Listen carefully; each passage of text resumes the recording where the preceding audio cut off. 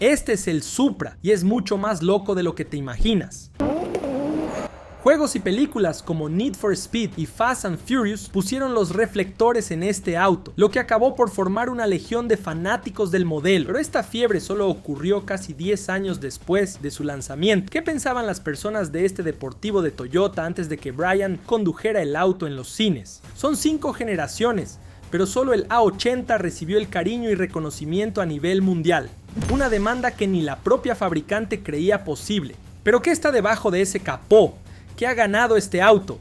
¿Y cuál es el verdadero motivo del éxito de este deportivo? ¿Será que es algo mucho más allá del desempeño en las carreteras? Hoy vas a entender de una vez por todas qué hace de la cuarta generación del Toyota Supra todo lo que las otras no lograron ser. Una de esas generaciones que incluso el Top Gear Jeremy Clarkson cree que no fue hecha para personas inteligentes, y vas a descubrir cuál es al final de este video. Hoy tendrás la respuesta de cómo el deportivo japonés salió del cielo y fue directamente al infierno del automovilismo. De leyenda a la burla, el Toyota Supra. 1978. Bienvenidos a la era de las pistas de baile y de los discos de vinilo. En ese momento ya teníamos síntomas de la década de oro de la música y del arte en nuestro país, que ocurrió en los años 80. Todos tenían cintas de cantantes en sus autos, y hablando de los autos, el más popular de ellos era el famoso escarabajo, pero lo que realmente detenía el tráfico eran modelos como el Puma GTE, Ford Maverick y el bebedor Opala. Sé que había más, pero mientras Sudamérica se divertía con estos deportivos, del otro lado del mundo, en Japón, una revolución automotriz estaba tomando forma. La semilla para colocar al país en el mundo de los deportivos estaba creciendo dentro de la fabricante Toyota, después del éxito del 2000 GT a finales de los años 60, y aunque el resultado fue excelente, todos sabían que allí no era el lugar donde querían estar. Estaban buscando aún más espacio en ese mercado. Combinar ingeniería con estética se había convertido en cuestión de honor, y para hacer que ocurriera, necesitaban enfrentarse al encanto europeo y a la potencia estadounidense. La fabricante vio primero a Nissan, todavía llamada Datsun, lanzar el Z, que era una mezcla audaz de diseño europeo y precio accesible, lo que permitió que muchos pudieran finalmente soñar con tener un deportivo.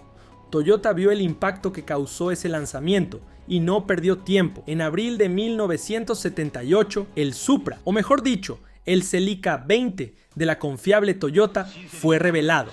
En poco tiempo, el Celica comenzó a encantar con su destreza en las calles. Era un deportivo poderoso y cómodo de conducir, con un motor de 6 cilindros inyectados a combustible. Además de la notable performance, la expansión a nivel mundial de este auto de Toyota contó con suerte. Su suerte y la desgracia de los demás. A principios de esa década, América necesitaba algo diferente. La crisis del petróleo afectó significativamente a Estados Unidos, Canadá, Australia y Nueva Zelanda. Los autos grandes y pesados estaban fuera de consideración debido a los altos precios y la escasez de combustible.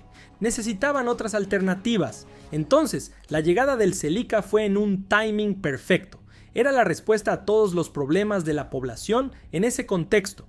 Además de toda su capacidad mecánica, también contaba con todos los lujos posibles de la época, como ventanas eléctricas, volante inclinable y un sistema de sonido de última generación. Con la llegada de los años 80, se introdujo en el modelo un motor de 2.8 litros de 116 caballos, comparado con sus posibles rivales de la época como el Porsche 924, BMW 320i y el Mustang POW 8.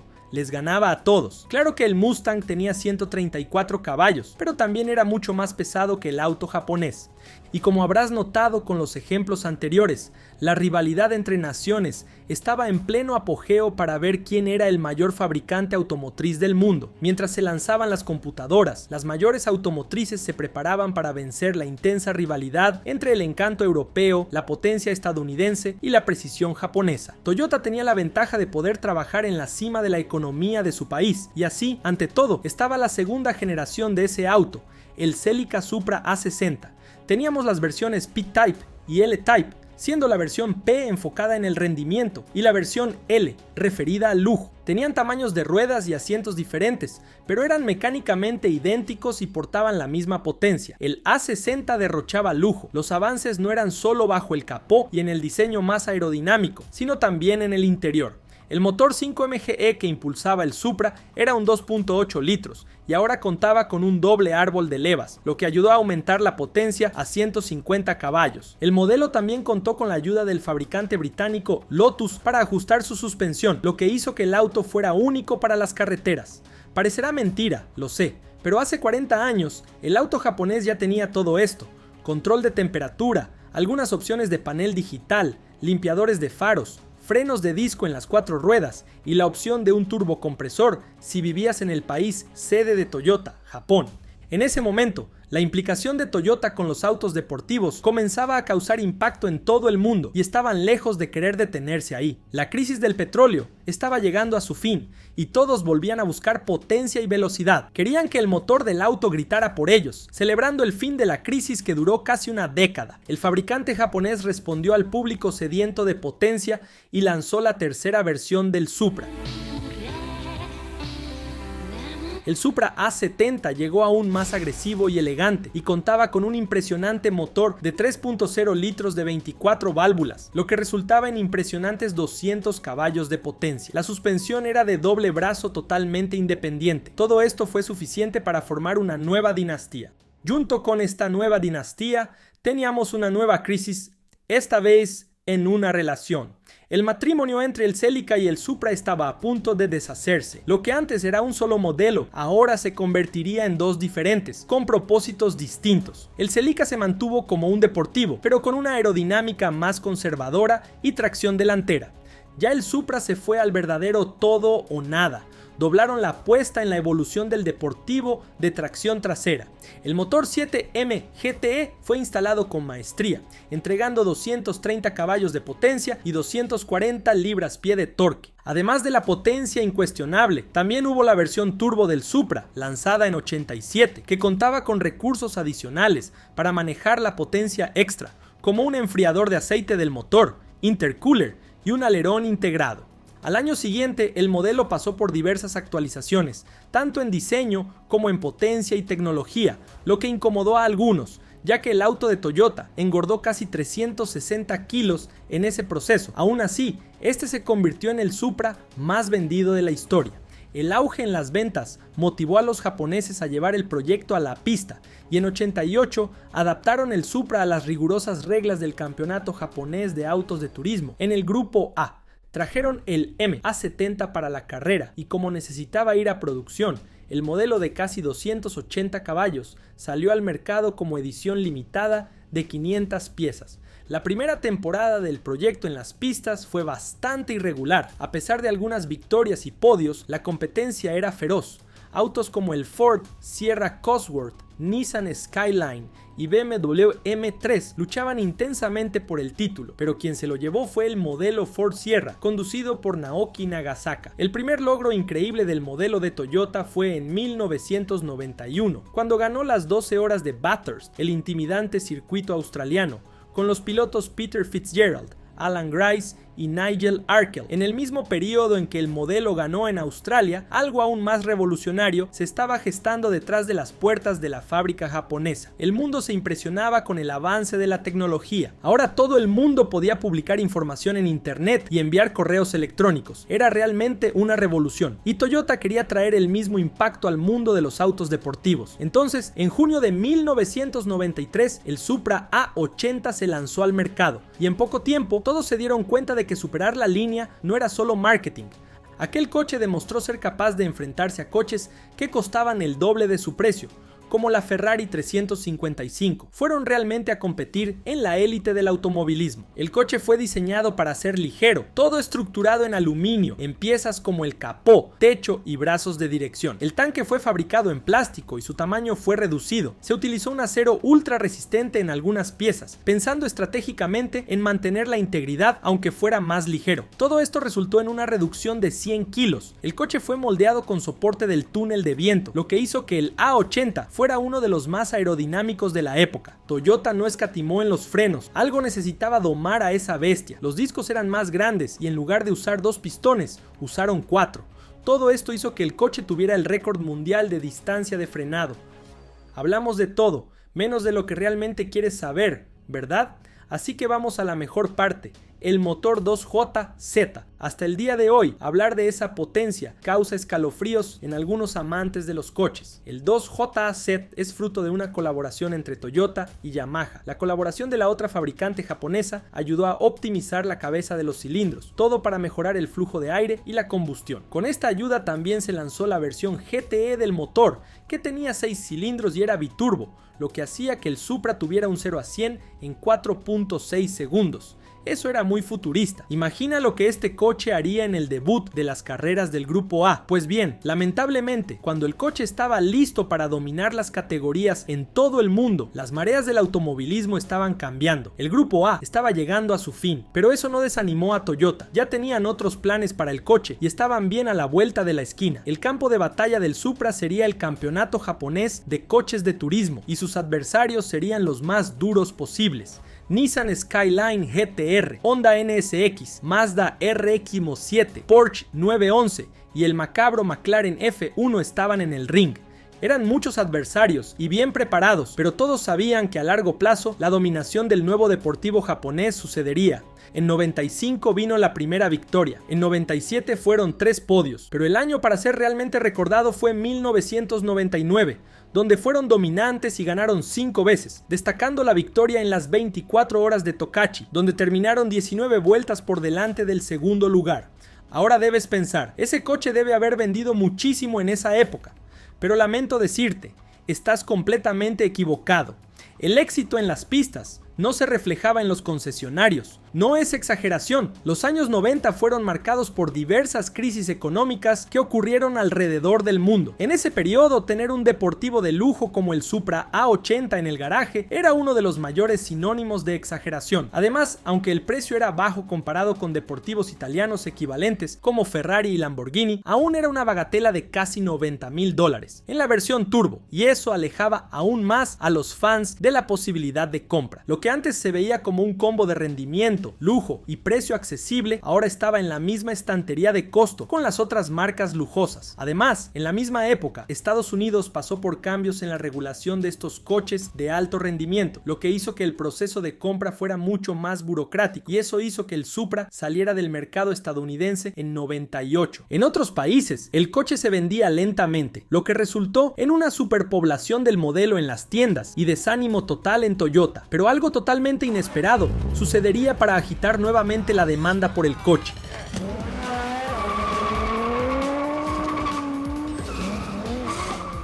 ¿Te imaginas a los vendedores en la tienda viendo un montón de chicos apareciendo por ahí buscando el Supra? ¿Qué deberían haber imaginado? Bueno, apuesto a que no pensaron que la culpa de todo eso era por causa de las carreras ilegales en las pantallas del cine. Así es, amigos, el hecho de que el icónico Brian apareciera en la película de 2001 de la franquicia Rápidos y Furiosos, justamente conduciendo el Supra A80, fue suficiente para poner el modelo de nuevo en el centro de atención. Creo que ni si Toyota hubiera pagado para promover el coche, habría funcionado tan bien como sucedió en las pantallas. Aquella máquina se convirtió en un coche de referencia para toda una generación, empezando por la película y después por lo que voy a contarles ahora. La cultura automovilística entera pasó por una reformulación inesperada. Los kits de carrocería y las modificaciones cada vez más extravagantes estaban en auge, la vida imitando al arte una vez más. Con la fiebre, juegos de video como Need for Speed y Gran Turismo se adaptaron a la nueva realidad, incluyendo las nuevas tendencias y, claro, el Supra.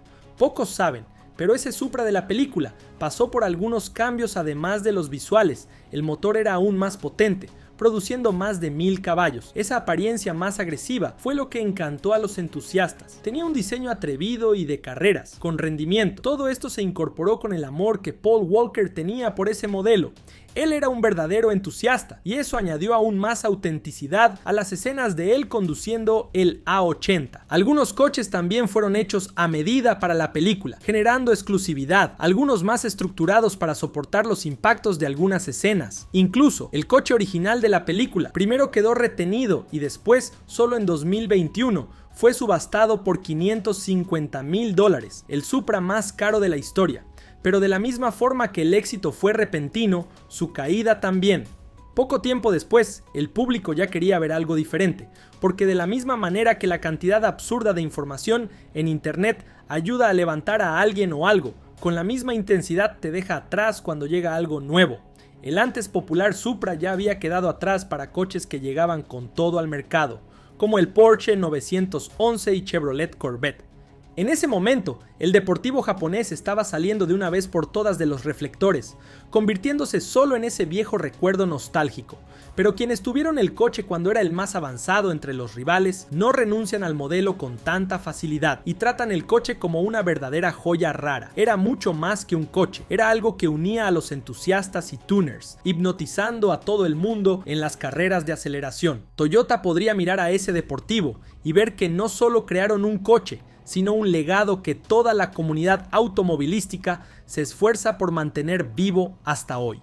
Pero 17 años después de que Rápidos y Furiosos diera visibilidad al coche japonés, la realidad mundial ya era otra, en todos los sentidos. Si de los años 90 a los años 2000 los cambios fueron drásticos, de la década de 2000 al final de la década de 2010 fue absurdamente mayor. Aunque el mundo pasaba por una crisis financiera enorme, países de Asia como China e India tuvieron una expansión económica gigante. El crecimiento de la tecnología fue devastador. Ahora todo el mundo andaba con un celular como si fuera un nuevo órgano del ser humano y la formación de una nueva sociedad, la digital, y entonces una bomba en el mundo de los coches. Algo que era considerado imposible por los fans, pero en Toyota era prioridad número uno. En 2019, lo que muchos dudaban se hizo realidad. El nuevo Toyota Supra, el A90 o GR Supra, tenía una misión nada fácil: asegurar que todas las expectativas creadas en torno a su nombre se mantuvieran. Su hermano había dejado un legado nada fácil de asumir. ¿Podría el Supra volver a ser la máxima referencia de los deportivos 17 años después? Para refinar el modelo y buscar orientación en cuanto al rendimiento en ese contexto, BMW contribuyó en su desarrollo, lo cual no fue muy bien recibido por los que estaban acostumbrados a la marca que no necesitaba apoyo externo. Fue visto como una señal de debilidad, pero podríamos decir que fue lo correcto, dado que habían quedado rezagados en ese mercado. El GR Supra era un verdadero deportivo de nueva generación, pero el verdadero debate sobre si ese coche merecía o no formar parte de la familia Supra se centraba en lo que estaba bajo el capó. El motor V48 de 6 cilindros, derivado del fabricante alemán, entregaba 355 caballos de potencia, con una aceleración de 0 a 100 km por hora en 4 segundos. BMW no decepcionó con el motor y entregó lo que realmente se esperaba. Los números obtenidos en las pruebas de manejo mostraron que el coche tenía una capacidad de rendimiento asombrosa,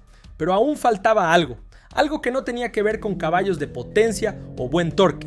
En las décadas de los 80 y 90, los ingenieros de Toyota sacrificaron todo lo necesario para crear el legendario coche sin necesidad de ayuda externa. ¿Por qué esta vez no fue igual? Pero vamos con calma, porque el contexto es crucial en este caso. El problema era mucho más profundo e involucraba mucho más que simplemente el orgullo de hacerlo todo por cuenta propia. Para entender completamente la historia del renacimiento del Supra en 2019, necesitamos hablar de Tetsuya Tada. Él es el ingeniero jefe de la marca y después del éxito del modelo 86 lanzado en 2012 con su colaboración, se convirtió en el líder del proyecto para revivir el coche de los años 90. Tuvo la difícil tarea de combinar el legado dejado por el deportivo con lo más moderno que el mercado automovilístico tenía para ofrecer. En ese sentido, cuando se lanzó el 86, viajó a Múnich para negociar una colaboración con BMW. Desde el principio, mezclar la filosofía japonesa con el enfoque audaz alemán parecía una tarea casi imposible, y las negociaciones se prolongaron durante años. Esto realmente iba en contra de la política de Toyota,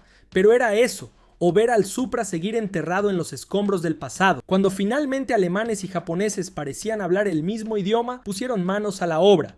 Toyota quería enfrentarse al Porsche Cayman, mientras que BMW apuntaba a recrear el reinado del modelo de los años 90. Al final del día, cada empresa hizo lo que estaba a su alcance. Toyota se dedicó a mantener el legado del Supra, mientras que BMW aportó su toque distintivo de robustez, que era la tendencia del mercado en ese momento. Entonces, aunque la asociación entre ambas fábricas dividió opiniones, entiende que esa era la única forma de revivir el legendario deportivo japonés. Es admirable el trabajo realizado por Tetsuya y su mentor, Nobuo Nakamura. Nakamura fue uno de los pocos que apoyó la idea de mantener el motor de 6 cilindros como el corazón del deportivo. Sin embargo, el nuevo coche no fue del agrado de todos por varias razones. Los principales son: cuando se anunció un nuevo Supra, todos empezaron a imaginar cómo sería el coche, Con esto se podía tener una idea de las expectativas del público. Sin embargo, lo que llegó fue bastante diferente a lo que esperaban los fanáticos. Otro factor decepcionante fue que el modelo 86 tenía prácticamente el mismo rendimiento que el Supra, además de que eran muy parecidos. La mayor diferencia era el precio. El GR86 era $15,000 más barato. No solo dentro de la fábrica se hacen comparaciones. Otra comparación que irrita a quienes defienden que Toyota no necesitaba el apoyo de BMW para crear el deportivo es entre el GR Supra y el BMW Z4M40i. Prácticamente son hermanos, comparten plataforma, motor, caja de cambios y un diseño interno casi idéntico. Tetsuya insiste en que uno no tiene nada que ver con el otro y afirma que son dos modelos completamente distintos. Pero no es lo que piensa el resto del mundo, y para empeorar las cosas, aquellos que dicen que no son iguales se inclinan más hacia el lado del Z4, diciendo que el coche alemán maneja mejor las imperfecciones del asfalto y es más agradable de conducir al límite.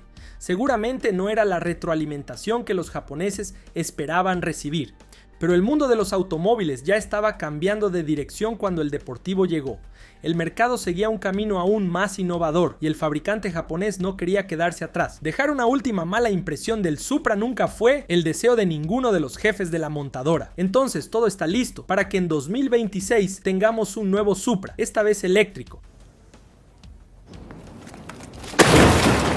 La planificación del Supra eléctrico avanza a toda máquina y con mucho optimismo por parte del fabricante. Aún no se confirma que el nuevo coche será completamente eléctrico. Todavía existe la posibilidad de que sea híbrido. Tenemos poca información sobre la potencia que tendrá el coche y sobre el diseño final, así que solo nos queda esperar. La verdad que duele a algunos es que nada superará al modelo A80. Esto se debe a que ese coche destacó no solo por ser el Supra, sino por el conjunto completo. Películas y juegos que eran furor en ese momento contribuyeron a que el modelo recibiera el reconocimiento que sí merecía, pero que no tenía hasta cierto punto, y luego se convirtió en una leyenda que aún te hace soñar con tener uno hasta hoy. El legado del Supra y el cariño que los fans tienen por el modelo son indiscutibles, pero sinceramente creo que nada podrá superar la entrega y el éxito que el coche tuvo a principios de los años 2000. Lo más curioso de todo esto es pensar que en la misma época en que toda la fiebre del Supra ocurría, la línea de autos de lujo de Toyota, Lexus, estaba creando el mejor auto del mundo, pero el resultado fue completamente opuesto, muertes y un gasto de miles de millones. ¿Lo sabías? El mejor superauto del mundo es también uno de los mayores fracasos financieros en la historia. En el video que está por comenzar, entenderás qué hizo del Lexus LFA uno de los mayores desastres financieros en el automovilismo.